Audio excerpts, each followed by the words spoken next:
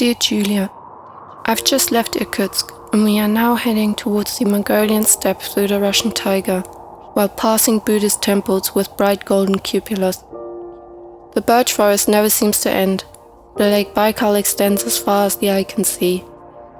Yesterday we had our last dinner with our host family. Zhenya prepared omu, the local fish. I will miss the fresh fish, the river Angara, its fog in the morning, the long discussions with Sarah and Alice on the wooden benches.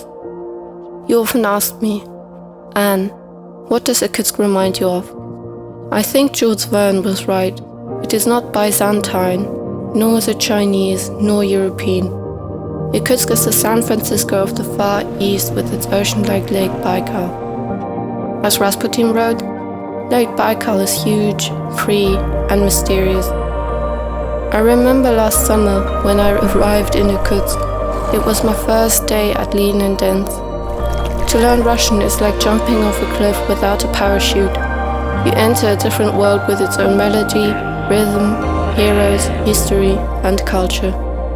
I now know everything about Baba Yaga and Gagarin, as well as Irmak and the Decembrists.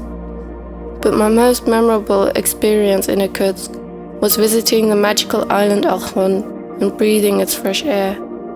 I will always remember the Caribbean Boyat beach, the warm evening we made a campfire and were singing Russian folk songs. We danced, we grilled shashlik, watched the sunset with Pedro and relaxed looking at the stars and listening to the waves of the sea.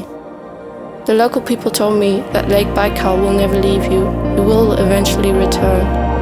I hope you'll come and learn Russian in Irkutsk.